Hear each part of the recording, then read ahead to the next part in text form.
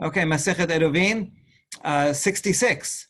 Well, just on the very end of the previous page, we ended with a story of Rabbi Chanina, Rabbi Chaya, Rabbi Aseh. They went to a certain motel, and the non-Jew who owned it, the innkeeper, was not there when Shabbat began. So they were okay. They were able to walk around there. But then they had a problem because the non-Jewish innkeeper arrived on Shabbat. And once a non-Jewish innkeeper is there, he obviously owns a share in the courtyard and will prevent them from being able to carry. So they had a question: can they rent from the non-Jew on Shabbat itself? Would that be permitted? The question revolves around the following: is it like doing an eruv? We can't, if it's only Jews cannot make an eruv on Shabbat. You have to do it before Shabbat. If renting the right from the non-Jew is like an eruv, then you cannot do it on Shabbat. Or not. Is it different? Maybe it's like mevatel reshut. If Jews are together and one of them forgets to contribute to the eruv, then on Shabbat itself he can say, I relinquished my right to my property. So we have here three ways of joining property. One is eruv, everyone contributing some food. That's the normal way, done before Shabbat by Jews. One is mevatel, that one person or more can relinquish their right. If they do that, that person who relinquished his right cannot carry from inside his house to the courtyard, but everyone else can go from their houses to the courtyard, and everyone can carry within the courtyard. That can be done on Shabbat, but that only can be done by Jews. Mevatel reshut, relinquishing right, cannot be done by a non-Jew. And the third way is renting space. And that can be done for anyone, including a non-Jew. And the question here is, can it be done on Shabbat? So they weren't sure. They went back and forth, and they said, you know what? We'll follow the lenient opinion until we get a chance to ask. It's a little interesting that they're assuming leniency until they can ask. But in Eruvin, it's all to Rabbanan. We follow the lenient opinion. And so for that Shabbat, they rent it from him on Shabbat, and then they come and ask Rabbi Yochanan, and that's the last thing we said, is Rabbi Yochanan said, Yafeh asitem. It's okay that you rented from the non-Jew on Shabbat. Yes. But do you rent it technically and then you pay it after, or? So obviously, very good point. So obviously you're not going to do a whole transaction. You'd have to, since this is not a full rental, it's not like you can go and live there and move your boxes in and so on. So it's more of a technicality. So you'd have to do some kind of transaction, but it wouldn't be full signing papers and all that. Right. So that's a very important point. But still, there's some transaction happening, and yes, you can do that on Shabbat. It's more like bitul, just like I can relinquish property on Shabbat, right? I don't have to transfer money or sign documents. I'm just doing it like that. Okay, so that's what we saw yesterday, and now here's an outline for today. The structure of today's daf is more like a fractal, like, it builds and builds on each point that's mentioned, then is more about that, and one of the points of there is expanded yet further. Okay, so it looks something like this. We have Rabbi Yochanan permits for a non-Jew to rent on Shabbat. That's what we're starting with. And we have, number one, the challenge from the rabbis of Nehar Da'ah, because according to them, renting is like joining an eruv, which is not permitted. And so we're going to see, and that's Rabbi Yochanan, so it's a contradiction. So we're going to see an answer to that with three other similarities. Then we're going to have a second reaction by Rabbi Elazar questioning Rabbi Yochanan, and we'll answer that.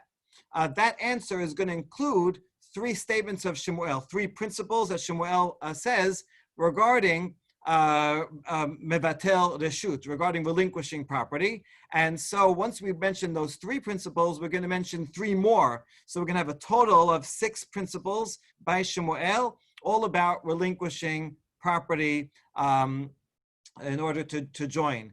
We're going to see that Rabbi Yochanan disagrees with numbers 4 and 5. And Abaye and Rava have their own disagreement about how to apply number 4 in relation to 1 and 2. So that's the outline, and hopefully as we go through it, it'll all become clear. Okay, so starting off with Rabbi Yochanan, he says he permits renting from a non-Jew, on Shabbat itself. You're allowed to do that transaction. Okay, good. So, well, let's see. So Tahuba Nehardea, the rabbis from Nehardea wondered about this. So Mi Amar Rabbi Yochanan Hachi, could Rabbi Yochanan have been lenient? And another statement he said that renting is like making an eruv. And so just like you can't make an eruv on Shabbat, so too you should not be allowed to rent from the non-Jew on Shabbat. And that contradicts what he said here, the first statement that you can do this on Shabbat. My love, so aren't we talking about in both cases that you're doing it before Shabbat? And so that's the only reason why it's allowed to do before Shabbat, but not on Shabbat. And so we answer, Lo ma me'arev ve'afilu bepachot mishaveh peruta, af socher bepachot mishaveh peruta. No, what he meant was not that he didn't want, when he said a similarity, that socher is keme'arev, his similarity was not meant to imply that both of them cannot be done on Shabbat, but only before Shabbat. That's not why he was making the comparison. Rather, what he meant is to make a comparison regarding three other aspects of it. First of all, just like when you do an eruv, you can even give less than the peruta. I could just give a few crumbs of bread. It doesn't have to be even worth a penny. And that's okay. So too socher, when I rent from a non-Jew, it doesn't have to be for very much. It could just be for shaveh peruta. Nowadays, when we do it with the entire New York City, we rent it for $1 for 99 years. I think if you amortize that over time and space, it's going to be very, very little. That's okay. And so that's a similarity. Another one, just like with an eruv, I don't have to do it myself, but even a laborer, a harvester, someone who works in the land, they also can make the eruv on behalf of the owner. So too regarding rental, I don't have to go to the owner of the property, but rather even someone who works there is authorized to contribute to rent from to make the eruv. Because again, I'm not fully really renting it like I'm going to live there, but it's simply a right to be able to carry there. And third, מה מערב 5 שרויים בחסר אחת, אחד מערב על כולן, סוחר נמה, 5 שרויים בחסר אחת, אחד סוחר על ידי כולן. Just like with an eruv, if you have 5 people living in the same courtyard, I don't actually have to go to each and every one. One of them can do it on behalf of everyone else, which is like what we do here. We don't go to every house inside the eruv, but rather we have one person who will represent everyone else. That's true in eruv. And Rabbi Yochanan's point is that's true regarding renting also. If one person rents from the non-Jew, then that's enough to allow everyone else to also carry within that. You don't need all the Jews to each individually rent from that non-Jew. So that's what Rabbi Yochanan meant when he said that socher keme'arev. He did not mean to say that it cannot be done on Shabbat. In fact, he thinks that rentals can be done on Shabbat. Good. So now we resolved the question from the Nehardeian rabbis, but now we have a question, or really a wonderment, by Rabbi Elazar. Taheba Rabbi Elazar. Now that's all the tradition we have about this. So Amar Rabbi Zera, Maiti Rabbi Elazar. What did he wonder about? Rabbi Zera did not know what was the content of the wonderment. He only had a tradition that there was a question here. Amar Rav Shashat, Gavra Rabba, Rabbi Zera, La yada ma tehiyah de Rabbi Elazar. What, really? Rabbi Zera didn't know, such a great rabbi, didn't know what the content of the question was? Here's what it is. Kakashya le de Shmuel Rabbe. He had a question from Shmuel, his teacher. In other words, Rabbi Elazar had 2 teachers. He first learned with Rabbi Yochanan, and later in life he learned with Shmuel. And he learned something from Shmuel that seemed to contradict something that Rabbi Yochanan said. Okay, this is not really actually a question on Rabbi Yochanan, because Rabbi Yochanan is the same generation as Shmuel, so they don't have to agree with each other. In fact, we follow halakha ki Rabbi Yochanan when he's machloket with Shmuel. So it's not such a question on Rabbi Yochanan, but it's just a wonderment that Rabbi Elazar thought about, and because he thought that the second teacher is saying something different from his first teacher. All right, so let's see, what is the content here? Where did Shmuel say that there's any problem with renting on, or that there's any problem with renting to from a non-Jew on Shabbat? Rabbi Yochanan said it's okay. So let's go back to the outline here. So the surprise is we're going to talk about three cases. The question that we have is going to come from the third case, actually. First, we're going to talk about an inner and outer courtyard where you can do bitul, side by side courtyards where you cannot be bitul. And the third case is going to be talking about is that a non-Jew cannot rent on Shabbat. And so that's the statement that will be contradict Rabbi Yochanan. Okay, so just until we get there, let's explain all three of the cases. And Shmuel said his statement in a cryptic way. He said it kind of as a riddle. We have to unpack the riddle. So here's what Shmuel said. Shmuel, kol makom she'osrin u'ma'arvin mebatilin. And if you have a case where osrin, where the people inside the courtyard prohibit each other, or the two courtyards prohibit each other, and if they could make an eruv in order to fix it, since you could make an eruv, then you can also do bitul. In other words, he's saying, when can you do bitul? When can you rely on relinquishing property if someone forgot to do an eruv? Only where you have a case that one person will make the other courtyard prohibited, but if you did an eruv, it would have been good, so in that case, you can do bitul. However, me'arvin ve'en osrin ve'en me'arvin en bevatilin. If you have a case where you can do an eruv, but actually each one can carry in his own courtyard, and they don't prohibit each other, or if they do prohibit each other, but an eruv wouldn't help, in those two cases, you cannot do bitul either. In other words, if you can't do an eruv, then you can't rely on bitul either. And if you're not prohibited in your own space, you also can't do bitul, because bitul is a special leniency only when you really need it. But if you can carry in your own area, then you don't need it. Okay, that's the riddle. Now let's unpack the riddle and specify each case. כל מקום שאוסרין ומערבין, מבטלים כגון שתי חסרות זו לפנים מזו. The first case where we're talking about is this. Okay, when you have one courtyard within another courtyard, as in this case. So if they want to be able to all carry, they can make an eruv. This courtyard and this courtyard can make an eruv together. So that's me'arvin. If they don't make an eruv, then they're going to have a problem, because the people over here, they need access to get to the street. And so they're going to be constantly walking through. And so therefore, if you don't make an eruv, then the people here cannot carry in their own courtyard, because the people from the inside courtyard are going through it. And so since in this case, the inside courtyard causes a prohibition to the outside courtyard, but it can be remedied through an eruv if they make an eruv altogether. In such a case, if they forgot to make an eruv, then they can relinquish their rights to the property. One of them can relinquish their rights, and that way they can all carry, and you can do bitul. That is the first case where bitul works. The second case where bitul does not work is as follows. If you have two courtyards side by side, in this case, the people in this courtyard have their own courtyard open to the Reshut Harabim. So they can carry, they don't have to make an eruv with anybody else. And independently, these people can also carry, they don't have to make an eruv with anybody else. However, if they want to carry from here to here, then they need to make an eruv altogether in order to carry from one courtyard to the other courtyard. So this is a case of en osrim. They do not prohibit each other from using their own courtyard, unlike the one where it's inside and outside.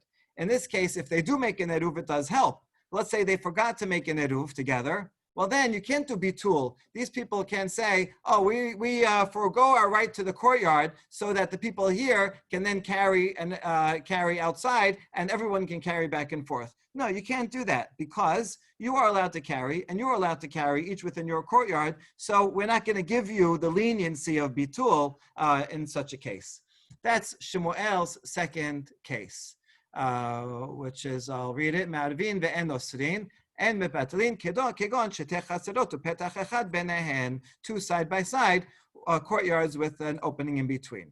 Okay, now we get to the main thing we need. Osrin ve'en me'arvin and mebatlin. Where is there a case where they do prohibit, someone does prohibit someone else, but an eruv doesn't work? Well, an eruv should always work if it's all Jews. So rather, lavla toye goy, must be talking about a case where there is a non-Jew. That's a regular courtyard that has, 5 Jews, and one non-Jew, so that non-Jew is going to prohibit everybody else. And you cannot make an eruv in such a case. V'ata me'etmol, lo gad me'etmol. And now, if it was talking about the previous day on Friday, then they can rent the property from him. So there's no problem. And then they could go and make an eruv. So if you're telling me that someone prohibits, that's the non-Jew, and they can't make an eruv, that's because it's on Shabbat. That's why they can't make an eruv. And so this teaches you that you cannot cannot rent on Shabbat, because otherwise you would be able to rent from him and the eruv would be fine. So from an inference from Shmuel's cryptic statement, we can figure out that Shmuel in fact said that you cannot rent from a non-Jew on Shabbat. And so to go back here, right, Rabbi Yochanan said you can rent from a non-Jew on Shabbat itself. We learned from Shmuel's third statement that a non-Jew cannot rent on Shabbat. And that's why the Elazar, who studied with both, was surprised because he had learned something different, and now he's learning a different law. Okay, well, we don't answer it. We don't have to answer it. He just has to learn that his two teachers said two different things. Can I ask you the word about the translation? Yes. It says here in English, idolater. Idolater. Right. And what is the Hebrew word there that they use for that? Oh, okay. So here it says goy, Gentile. You're looking at the art scroll? Yeah. So it translates as idolater. Okay, this is a good It seems point. derogatory. Well, I don't know which one is more derogatory. Idolater could be just an idolater. If he's not an idolater, then what, right? So like the Meiri, that's an important Meiri says that now that all the laws that are negative towards non-Jews only applied to those who followed actual idolatry and were immoral. But if you have non-Jews who follow a legal moral code, then all those negative things don't apply to them. So actually, by using the word idolater, it's saying a subset, right? Only some. Okay, in this case, I think that the question is, what is the word? Is it goy or akum, oved kochavim umazalot? And sometimes this word was changed by censors in printed editions because they wanted to save themselves from Christian eyes who would say, oh, who are you talking? You're talking about us, you're putting us down. And so they would change goy or nochri into oved kochavim to avoid that. So, but I think the meaning is any non-Jew in this case, right? Because it doesn't have to do with, he could be the most moral, most fantastic, he saved Anne Frank. It doesn't matter. The point for this is not about his moral status, but simply that he's not obligated on Shabbat laws. And so therefore he cannot join in to an eruv, which is people joining in to carry on Shabbat. So he's not part of that category, and therefore he can't join in to the fellowship. We have to instead rent the space from him. Okay, good. Although actually you do have a point, because earlier we did say that the part of the reason why you're doing this is because we don't want the Jews to learn from the evil ways of non-Jews, right? And that would assume that it is actually talking about an idolater or someone who has evil ways. If it was not talking about that, would the Meiri say that these laws somehow apply differently? That's a great question, deep question. All right, we have to think about that some more. All right, good point. Okay. So, Shema, Amar Rav Yosef. Okay, so Rav Yosef is going to say now, and back to the outline here. So now we're going to get to the more principles by Shmuel, and we're going to bring them in because Rav Yosef has a question about these traditions from Shmuel that we just learned. Amar Rav Yosef, La shemi ali hashema'ata. Rav Yosef says, I learned from Shmuel, and I never heard this statement of Shmuel. So he's questioning whether Shmuel really said this. Amar Abaye. Abaye was Rav Yosef's student. Rav Yosef in his old age forgot a lot of his learning, and Abaye would remind him. And he says, Ata mat nihalan. Yes, this Shmuel did say this, and Rav Yosef, you yourself taught it to us. And I'll tell you the context in which you said it. Ve'aha amart nihalan, damar Shmuel, en bitul reshut mechaser lechaser. Ve'en bitul reshut behorba. You taught us about the following principles that Shmuel said. So this is principle number 4. that you cannot do relinquishing of reshut from one courtyard to another. In other words, if we all live in the same courtyard and I forgot to contribute, so I can relinquish my share of my own courtyard. I don't have any right to relinquish a courtyard that's different from mine, that's next door. So you can't relinquish from one courtyard to another if you're trying to make an eruv between two courtyards. That's principle number 4. And bitul reshut bechorba. And if you have a ruin that in the middle of two homes, and so let's say they want to use the ruin and they forgot to make an eruv, so this person here cannot say, I relinquish my right to use the ruin, because it's not his courtyard. It's not something he needed in the first place. And same thing with the other. So you can only do bitul reshut on your own courtyard, not on property that's in the middle of them. Okay, those were his 4 and 5 principles. And Amat lach lan Allah. And Abaye reminds him, Rav Yosef, you told us about this, the 4th principle.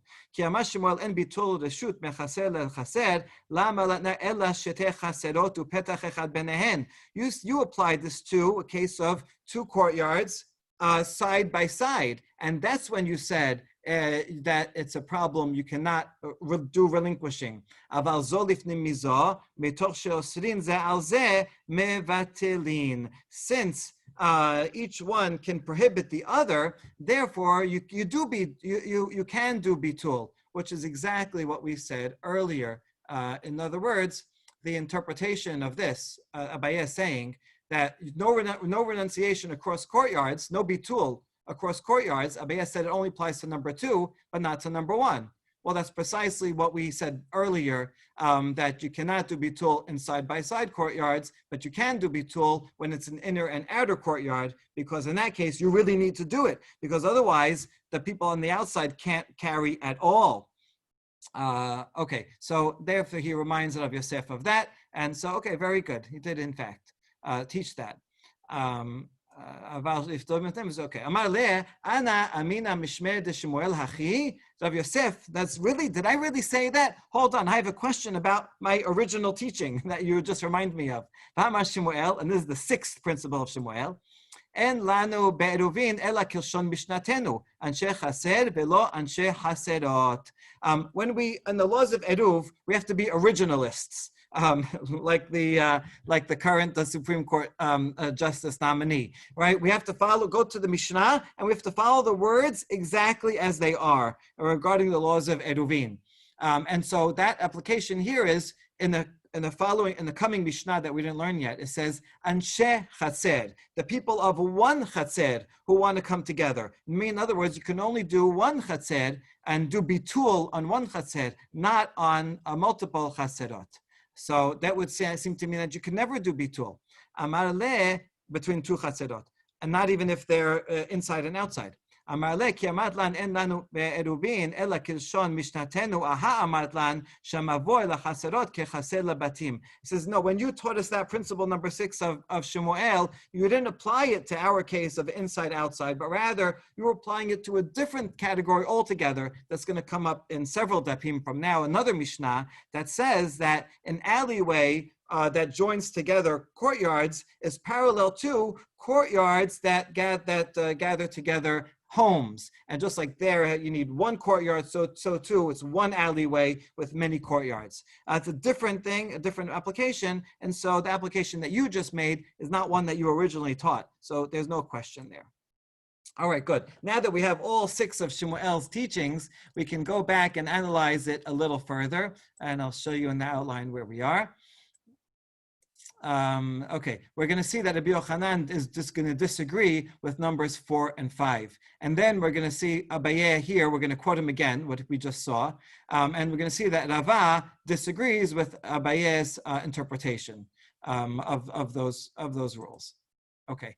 Gufa, Amar Shmuel, en bitul reshut mechaser lechaser, en bitul reshut bechorba. Rabbi Yochanan amar, yesh bitul reshut mechaser lechaser, veyesh bitul reshut bechorba. Rabbi Yochanan says, you can relinquish your right to a courtyard from one courtyard to another, and if there's a ruin in the middle, they can relinquish their right. One can relinquish his right to his courtyard, and then the other one can use it and carry there. Okay, why do we need both of these cases? Aren't they basically the same? The point is that I'm relinquishing my right to something that's not my own courtyard, something outside. Yes, I need both cases. Shmuel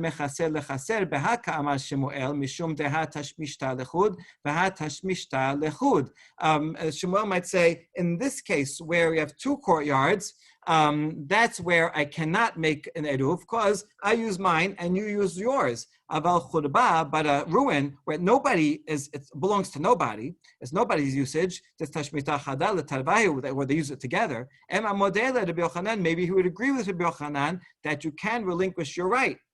And if I only had the case of the ruin, maybe only there I would say Rabbi Yochanan permits. But in the case of two courtyards, perhaps Rabbi Yochanan would admit that, I can't relinquish my right to your courtyard. It's a different altogether. Therefore, we need to have both cases to teach that Shmuel and Rabbi Yochanan disagree, in fact, in both cases. Okay, good. Amar Abaye. Okay,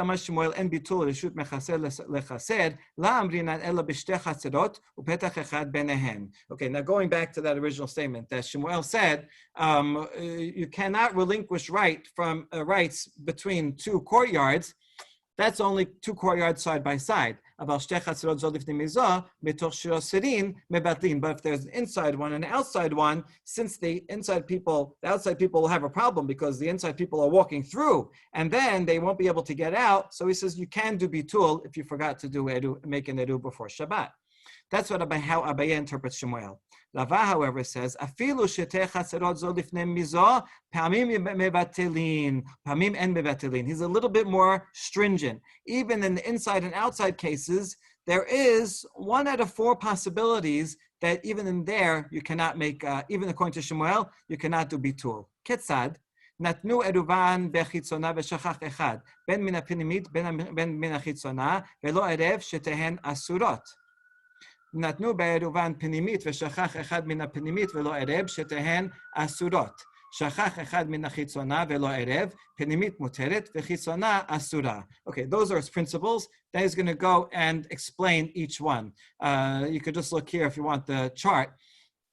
So the question is, when you have the inside and outside, remember this picture here. So if we have an inside, this one, if we have an inside and an outside courtyards, and they want to join together so that the people inside can carry all the way out, and so that the ones on the outside one can carry to the inside one. So they make an eruv together. But where are they going to place the eruv, the actual bread? Either they're going to put it in the outside or in the inside. So that's one question. And the other question is, who forgot to join in the eruv? Someone from the outside or someone from the inside? So we have 2 variables, and you can arrange each of them, which leads to 4 possible different cases. Either they placed the eruv on the outside courtyard and the inside person forgot. In that case, no, they cannot carry. Or the outside forgot. In that case, also, nobody can carry. Or they placed it in the inside courtyard. And if the inside person forgot, also nobody can carry. But the only case where, according to Rava, Shmuel would permit is if they put the eruv in the inside and the person outside is the one that forgot. Then the person inside can still carry. Okay, that's the principle. Now he's going to go through each one and explain the logic behind the logic for them. So, natnu eruvan bachitzona v'shachach echad ben min hapinimit uben min hachitzona velo erev shetehen asurot. If the eruv was in the outside courtyard, no matter what, it's going to be a problem. Hai bar pinimit leman nibtil. If the one inside forgot, and so he's going to relinquish his rights. He's going to relinquish his rights to whom? Nibtil b'nei pinimit is going to relinquish his rights to the other people that live in the inside courtyard. The eruv, the food is not in the inside, it's on the outside. So how can he relinquish rights when the food is on the outside? It's not where he is. And is going to relinquish the right to the inner courtyard to the people on the outer courtyard. You can't do that. You can't relinquish rights from one courtyard to the people in another courtyard. So the boundary lines don't work. And how about if it's the one on the outside? They put the eruv in the outside, and the one on the outside forgot to contribute food. If Ika pinimit asra alayhu. If he relinquishes his right to the other outside people, but you have someone from the inside who is able to walk out, and he's going to be walking through the outside, and that ruins their right. And if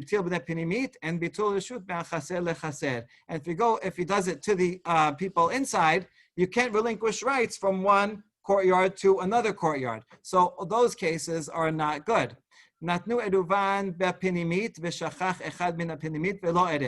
about, it must be that's talking about where they put their eruv in the inside courtyard.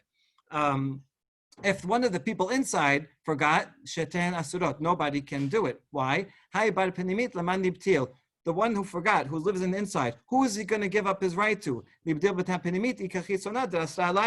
he gives up the right to the other people that live inside, someone from outside is allowed to walk in because they did make an eruv. So he's going to walk in, but he has a right to, but he's going to ruin the possibility for those inside from carrying. And the one inside cannot relinquish his right to the people outside because you can't cross boundaries like that. Rather, is the only one case that is allowed is the follows: Shachach echad min hachitzona velo erev, vaday penimit muteret, da'achada dasha mishtamesha v'chitzona asura. If it's one of the outside people that forgot and didn't make an eruv, so the people inside where the eruv is, they can carry, because they can close the gate in between, and they can say, sorry, we don't want any of you to come in. And so since they have the eruv and they can close the gate, so they're fine. It's just only the outside people that will not be able to carry in such a case. If you could hold on just another minute, we could finish this discussion. אמר לרב הונא ברד רב יהושע לרבה, כי שכח אחד מן הפנימית ולא ערב, עמי שתיהן אסורות. So question to Rava, who was this? That was the second opinion that said was much more stringent. If one of the people inside forgot, then why is it amai sheten asurot? Why do you say that both of them are prohibited? Libtil bar pinimit libne pinimit v'teteh chitzona v'tishtere behadaihu. The one on the inside can relinquish his right to the other insiders, and the outsiders v'tishtere behadaihu. Let them; they will come in. Residents of the outer courtyard come and be permitted, and then go in with them.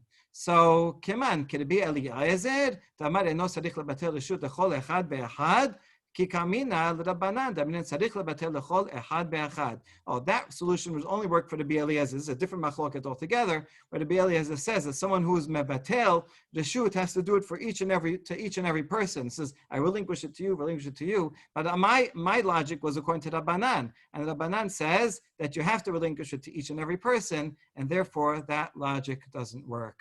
Okay, Baruch Adonai Olam, Amen v'Amen. Thank you, everybody. Thank you.